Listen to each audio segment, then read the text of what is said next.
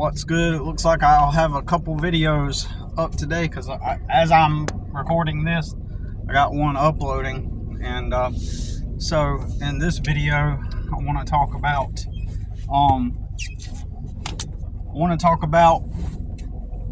the just thing, how I think. Like I'm kind of a positive, think forward thinker to the point to where, admittedly, at times I tend to think that I can do more than what I actually can, and I'm guilty. So when I got my apartment a couple years ago, this girl was renting an apartment on the back of this house. She owned the whole house and divided it up and made an apartment in the back of the house. And part of the rent was to rent this shop. There was a shop, like a garage, a whole freaking full garage, right?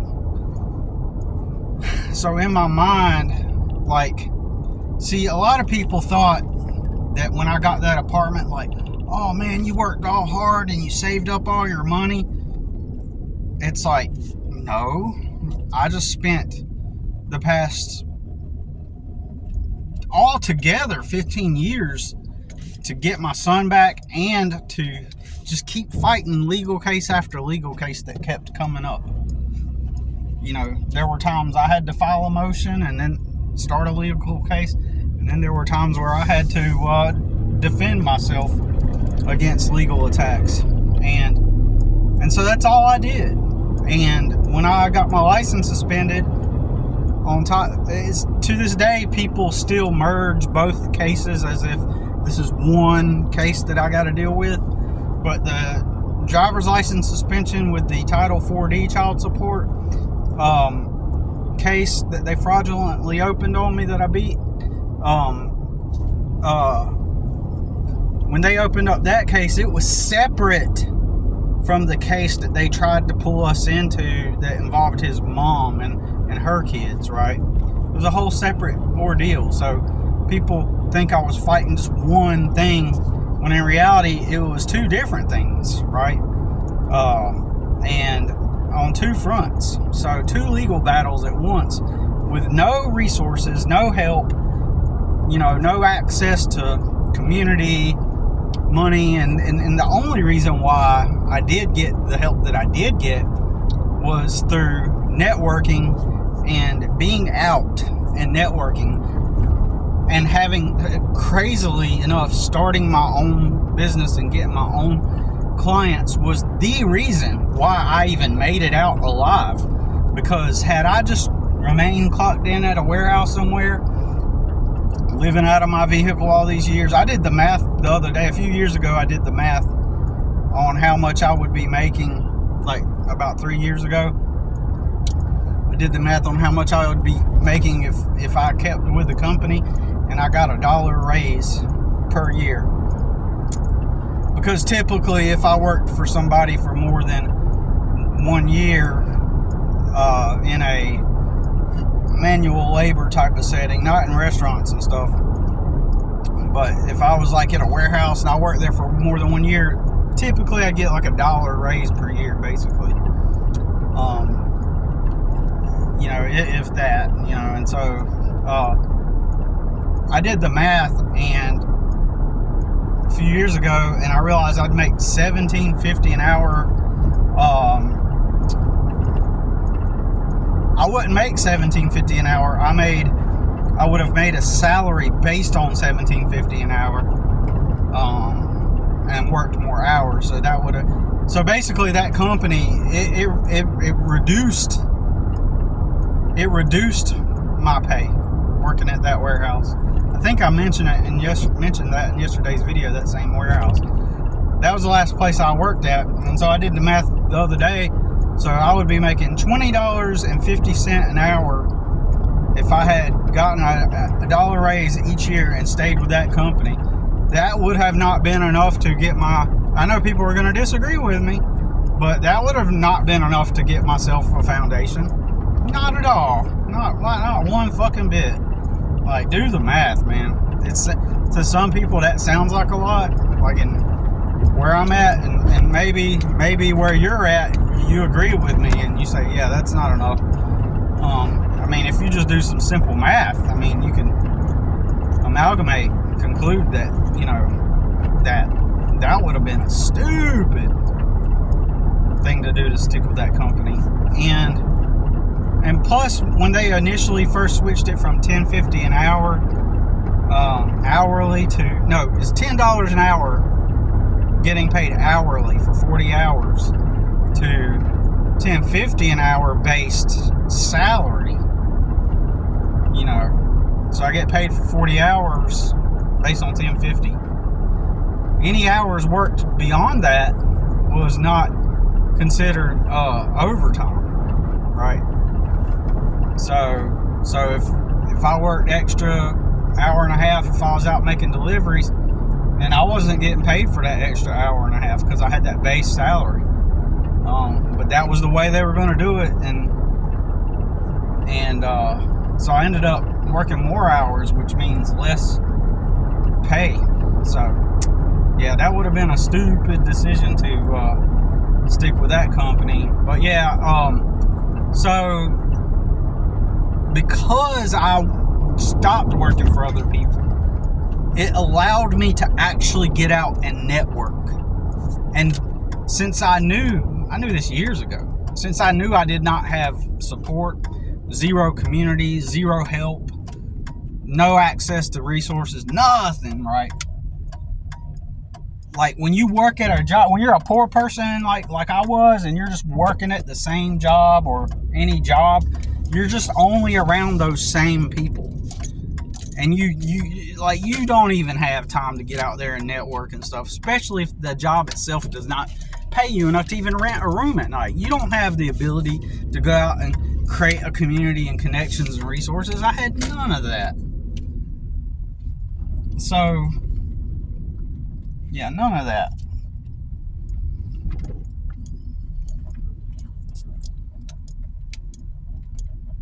So man,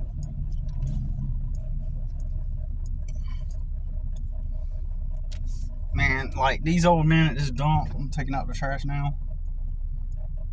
These old men at this dump, when they see me pull up in my old truck, sometimes they act rude. I had to get in one guy's face. I caused a scene. It was like a crowded day at the dump. It was like all crowded and stuff, and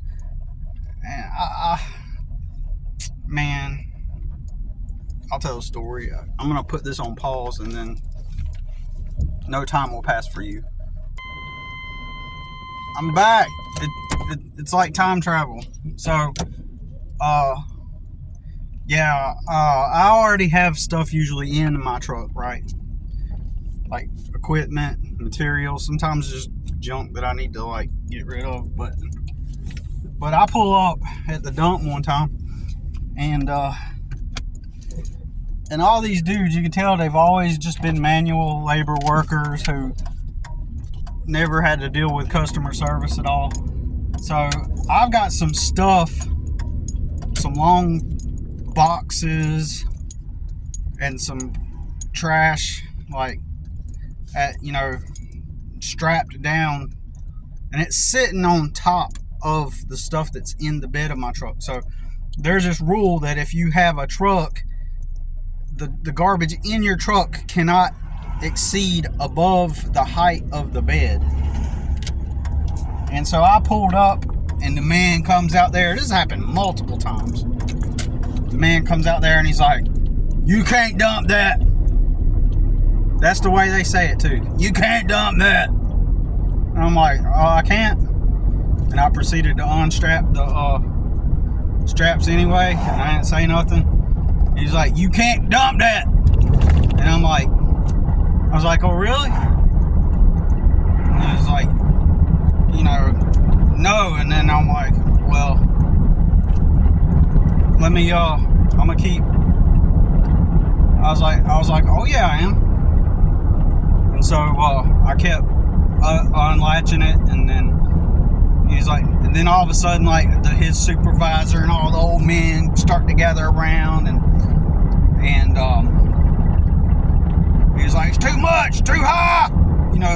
so stupid. These stupid people, man. Fucking stupid. Now get this. Let me reiterate. In my community, I'm the stupid one. I'm this weird guy that's to them, to these fucktards. And he's like, hey, can't do it. And so in my community, I'm just this weird guy or whatever. But anyways,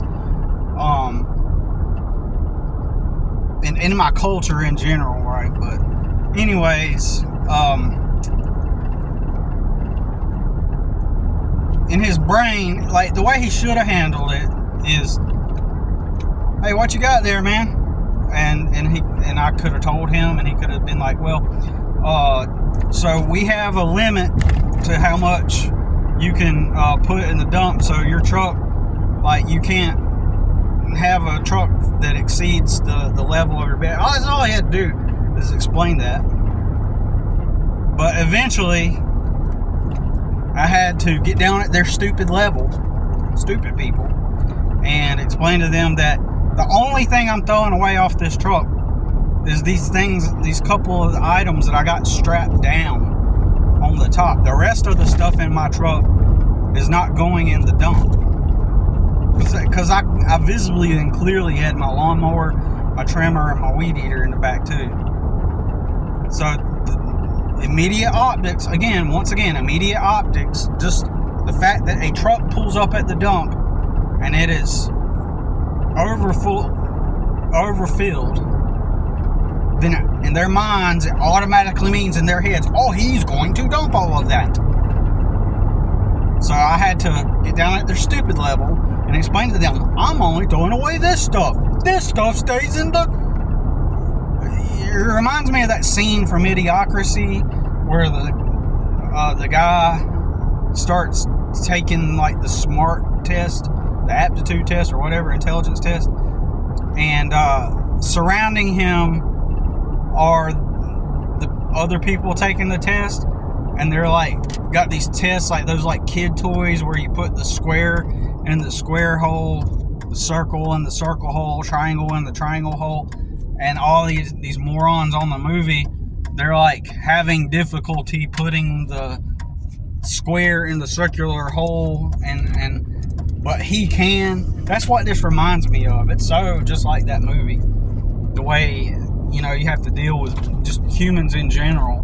This is why I can't, it's hard for me to tolerate like people. That's why, again, I'll say it again, like if Rudy is doing retail, that means he has to deal with people all the time.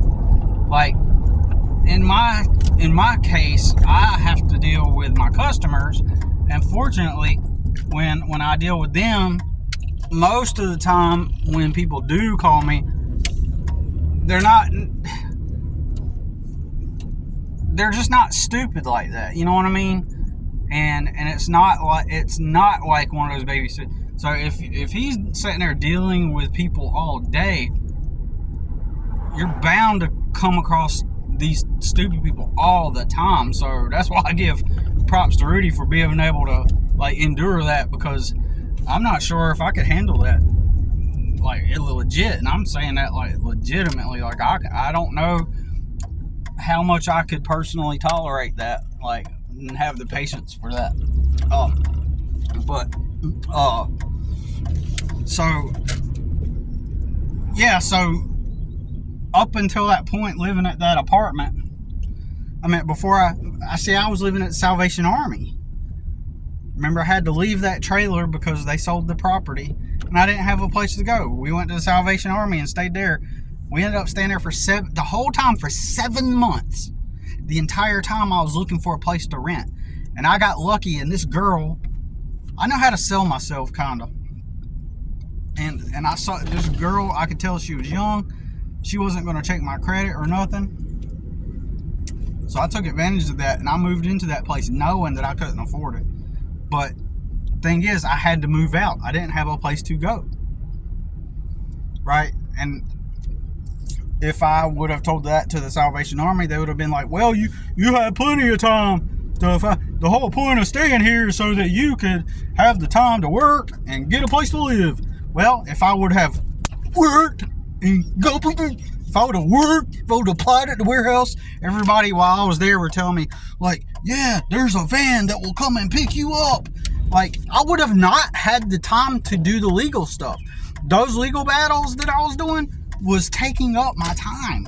Like, it was a full-time job just dealing with the legal stuff. It was a full-time job merely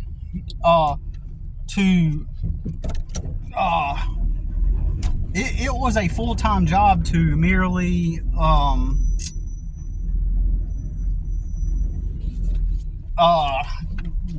take to study and research, like, and do the legal stuff, the 2 cases, like trying to figure out ways. Like, I invested all my time into that, right? And I mean that literally, actually studying other people's cases, like going on social media profiles and looking at other men and what they went through and how they did it, and just everything. It was just constantly me studying, like figuring out the way to, because I knew I was in the right. Everybody's telling me to give up, but I knew I was right. And I knew that I could get out of it, right? And nobody believed me. It's just Billy, and he's just like all poor and stupid, and he doesn't know what he's doing. God, look at him all floundering and flopping about, just trying to like think that he could just, get away with, he's done for. Like, he's never getting out of that. He just needs to like pay up, man. Just sometimes some things, you just have to accept your losses and just move on. Well, imagine if I did do that. Then I would be making payments for a son for child support. And we're talking about thousands of dollars. They alleged that I owed like $20,000. So I would be making monthly payments on alleged back child support while my son's living with me. Right? Based on merely her spoken word, where they told her that that's how much. Hearsay. There's no such thing as child support court. So this wasn't court. Everybody calls it court, but it's not court. It's a Title 40 child support hearing. They use words to make it sound like it's court, but basically it's business dealings. Now, once you've agreed to a contract with that company, yes, I said company, the Title 40 company, once you agree with that contract and then you go against it, then they will take you to court. They will take you to court and say, hey, he owes on this debt, because it's debt collection. It's in the arena and the area of debt collections. It's debt collections. And you don't go to jail for paying your child support, for not paying your child support. You go to jail for disobeying a court order. So in order for them to be able to get you in a contract with them, there has to be a pre-existing court child support order, which is non-Title 40 child support, which is real child support, actual court-ordered child support, right? And so the only difference is you somehow are agreeing to pay through them, or unless there is a specific court order that says that you do have to get into a contract and pay through them, you don't have to voluntarily get into the debt. So they try to trick you into a debt, into that system. That's what they're aiming to do. That's the whole point behind what they're trying to do, right? And so what they did was they fabricated a number. They just merely asked her, the mom, how much does he owe? And she said, he owes this amount. And they said, okay. And they stamped it and said, okay. Well, now we've opened up a case. And somehow they arrived at the conclusion that I agreed to pay my child support through their system and get into debt with them based off of this quantity that she just fabricated out of thin air. arbitrary number.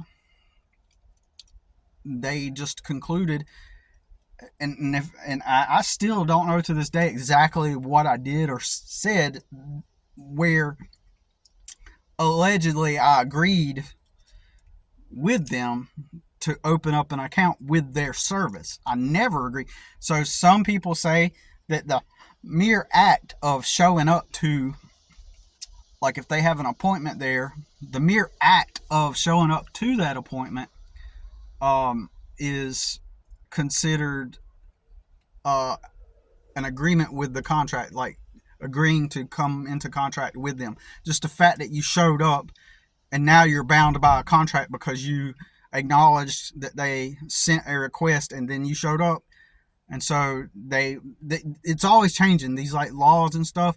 And this is why your country fucking sucks. This is why your country is a piss ass country, because they allow this willfully and knowingly and knowledgeably and consciously and willfully do this, because they are incentivized to open up more cases. They get literally paid billions of dollars, and they get more money the more cases that they can open. The federal government gives each state more money the more cases that they can open, and so they're incentivized to do this. And so one example of how they can use this for their own benefit, of course, I'm pretty sure they find legal loopholes to this too, like pay raises and stuff. But one way, one of the most corrupt ways, was Alec Murdaugh in South Carolina, who was an attorney. Well, the clerk of court in that county gave herself pay raises based off of the Title 4D money, gave herself tons of pay raises, and also cut herself personal checks out of that money fraudulently. She ended up getting caught, but the point is, if she is doing that, just imagine what else they're all doing behind the scenes. And your government, the United States, is fully aware of that bullshit. So anyways, I'm one of the ones that becomes popular in those legal, or not even legal though, yeah, that too, but my name is known. I guarantee you my name is known in that over there. My name is known in those circles, right? But because I beat it. I outwitted them and seen past their ruse, their lie, and their manipulations, and I got out of it lawfully and legally. And so,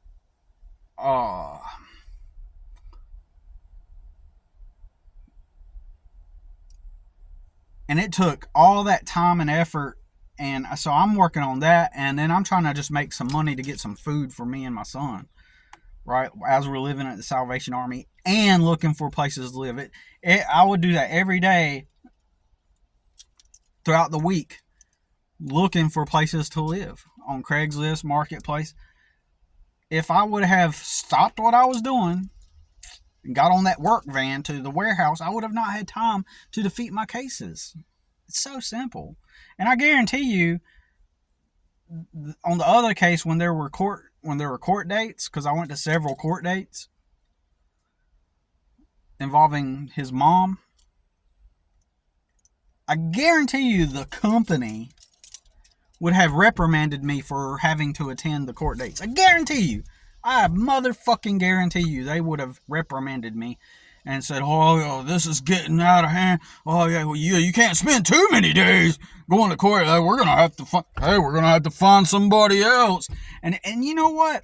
They would have not done that because of that.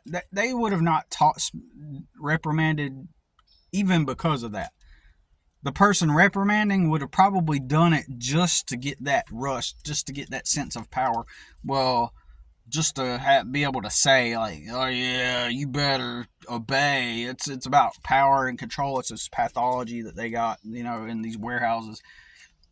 Because if it's a warehouse where they have a shuttle bus to come get you to go to that warehouse, you can guarantee right off the bat that place is a shithole, motherfucking. And it's one of those places where one more red flag. It's one of those places where people go, oh yeah, they're hiring all the time. And they'll say that as if that's like a good opportunity. Yeah, they're hiring all the time, so better take advantage of that. No. If they're hiring all the time, that means they got high turnover. That means their company's shit. Shit to work for. So people think that I was just frolicking along, saving my money, and then, oh man, I found my apartment and, put down my deposit. No, fuck no. But I met somebody through networking that loaned a couple of people that loaned me money to get into that place, right? And I had to pay them back. And one of the guys, I had to work to pay him back for the first few months, for 3 months. Oh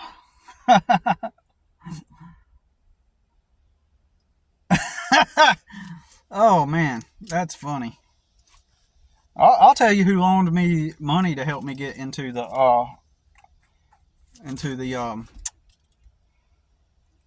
two dudes. The Christian guy that was always helping me out, he loaned me money, but I met him through networking. Had I stayed at a job, I would have not had that connection. 100% would not have. Like, the help that I have gotten over the years,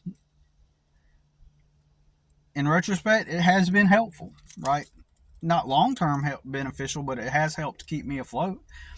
And, he loaned me money. I paid him back.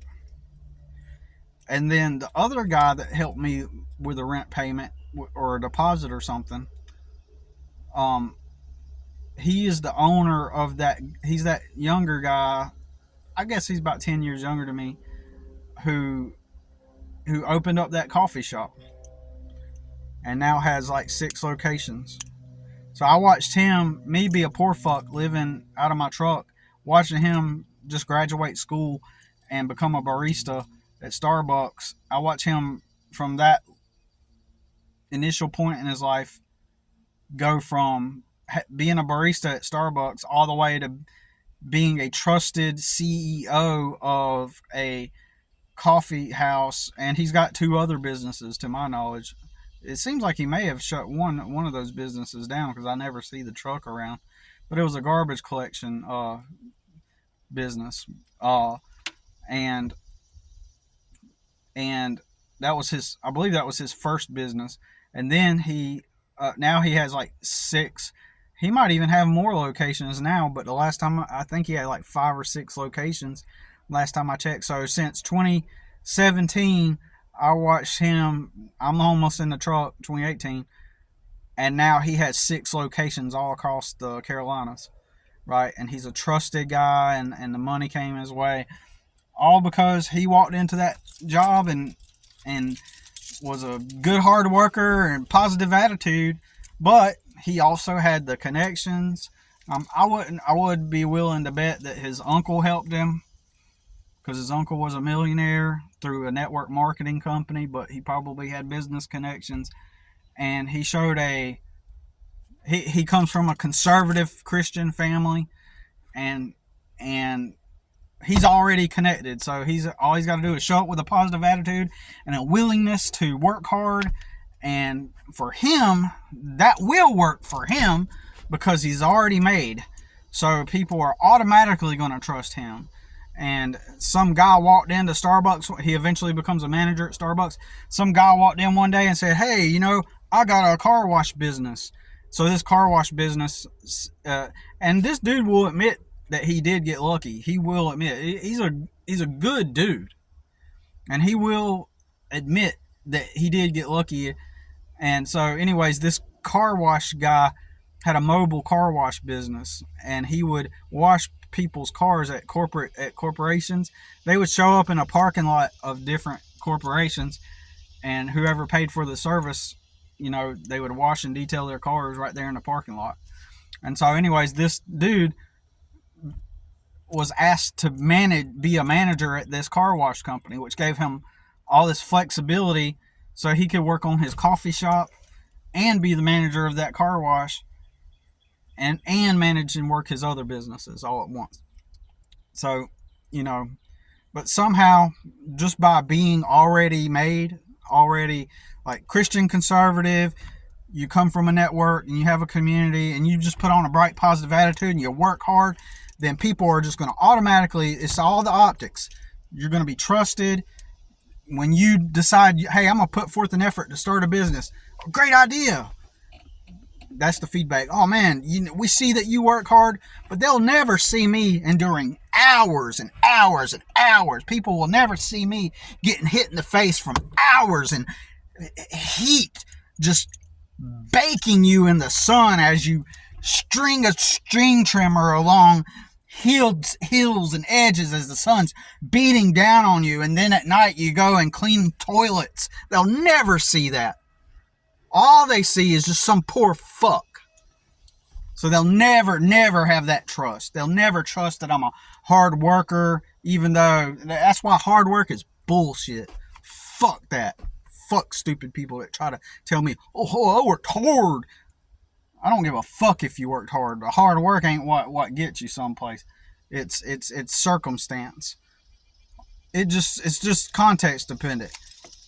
Hard work may have been a factor in some cases. It may not have been. It's not universal. It's not a universal truth or even a universal modality or component that hard work just pays off.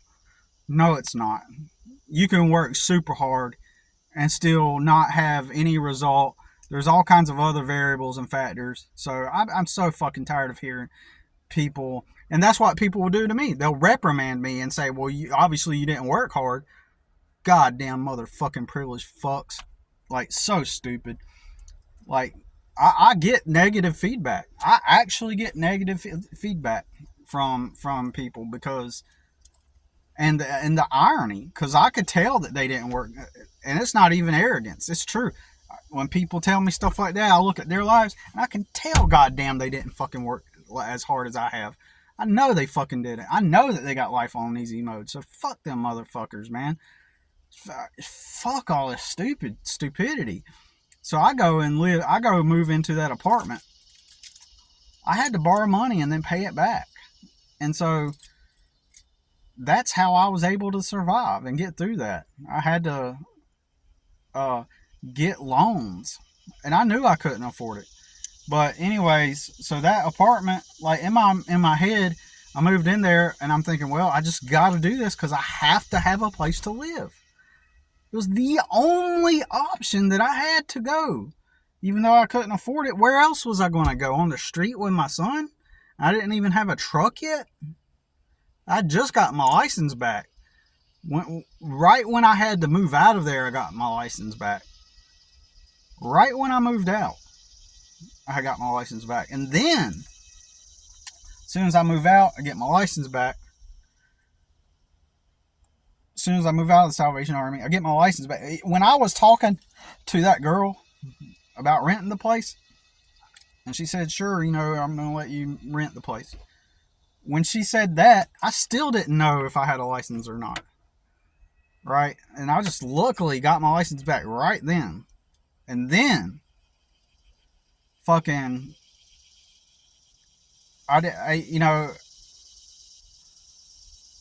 it was like, just, I knew my only option was just to grind and work. Do whatever I could to make the money immediately. When I moved in, I got my truck back on the 10th of January. So I moved in late December, like the 28th of December, something like that. No, the 24th, 25th or something like that of December. I was moving in. Yeah, because on Christmas Day, I couldn't find anybody to help me move my final load out of the apartment on Christmas Day. So that guy Ryan helped me. Again, the guy with the coffee shop. That day, he helped me. And then after that, I got him to help me with the rent. Then I paid him back. But get my truck back on the 10th. And then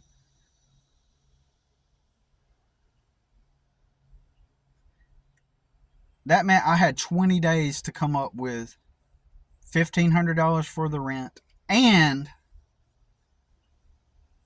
$500 to begin payments on paying that guy Ryan back. And I already had some money coming in to pay the other guy back.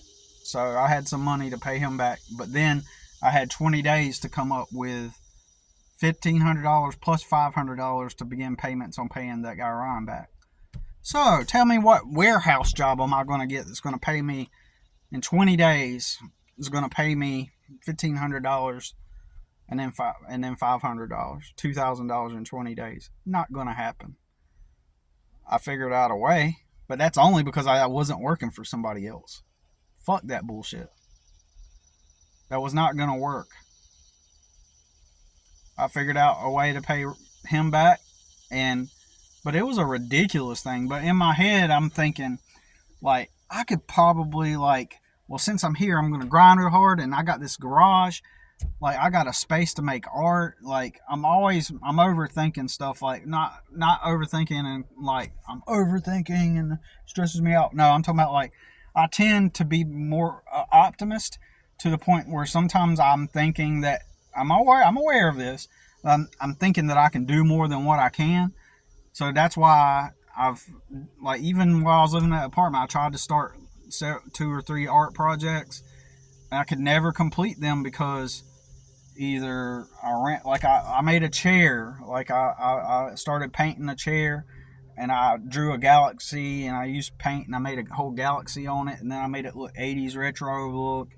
But I never completed it because my time, I realized that my time needed to be used to gain value, that I needed right then. I don't have time for that extra stuff.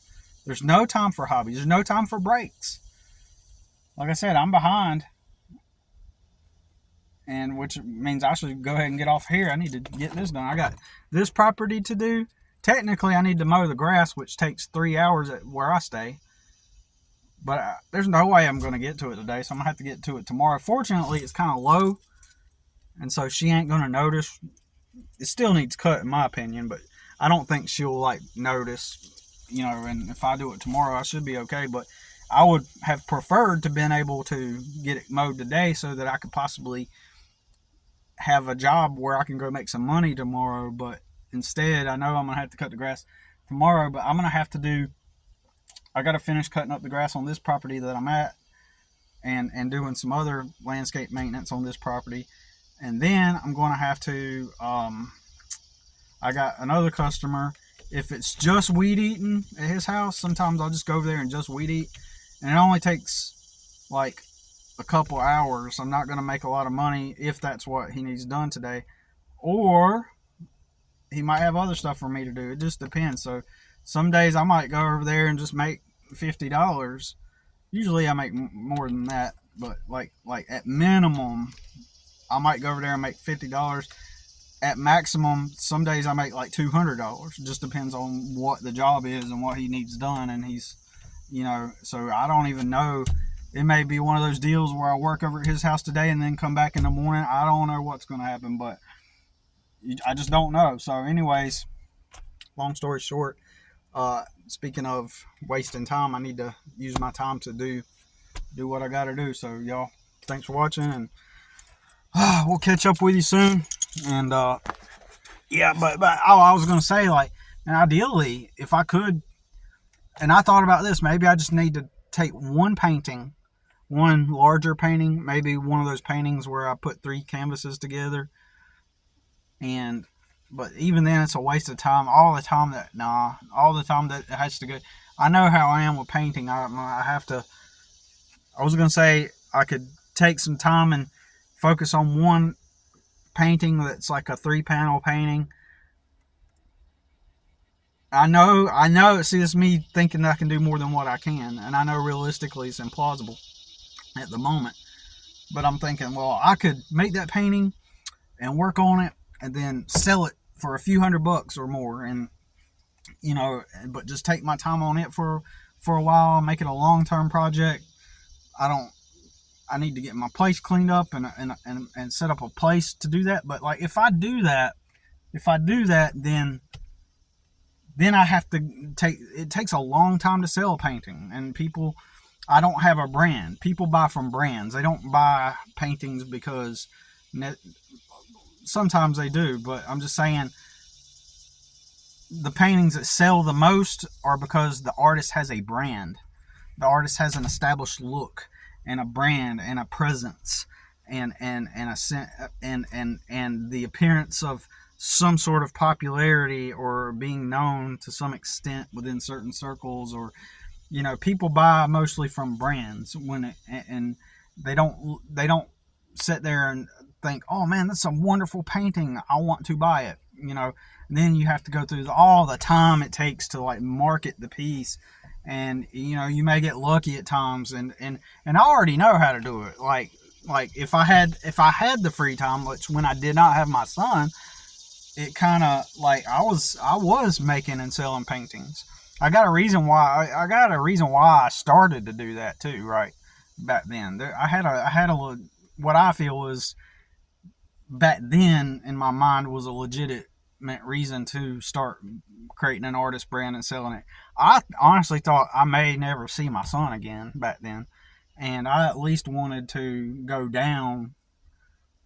I had gotten to a point where I had this like mental kind of like, I don't know what you want to call it, a breakdown, but I had this mental thing where like, fuck, I have zero means to, I've exhausted all my resources, and I at least wanted to show my son who I am, right? And I said, you know what, I'm just start an artist brand, and if I'm going to go down, I'm gonna have a message I leave for my son, and I'm at least going to go down, let my son know I fought for who I wanted to be, and that's why I started my artist brand, and that's why, and I ended up selling. I think I've said it before, is 29 or 39 paintings. I think it was 39. I think I sold 39. I got it written down somewhere. I sold 39 works of art. Some of them were paintings, others were half painting, half sculpture, art piece, whatever you want to call it. Like, I sold 39 works. Pretty sure it was 39. And I traveled and I went to art shows. I did a world-renowned art show called Raw in Charlotte, where people had to pay tickets to get into the show. I did that. I did everything from selling on the side of the street to flea markets, art shows.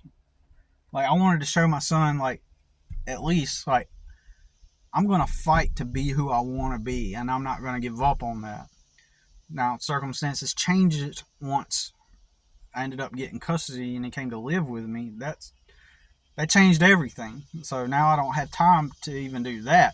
And looking back on knowing what it takes to actually get out there and do it, because I had business cards, flyers, I had a brand. I had a brand, right? And that was in part due to how and making sales means you got to get out and do sales. Like, you got to go to the shows, you got to build people up, and I was going to eventually build an email list and have like remain in contact with the people that purchased from me, so that in the future they could become repeat customers potentially, or fans, or and things that were going to help support my career as an artist. And even if I didn't become a full-time artist completely, I at least wanted to show my son, look, you can do it, man. If you have a dream, you can do it. That was my whole purpose. But anyways, I gotta get off here, and we'll talk to you soon. Peace.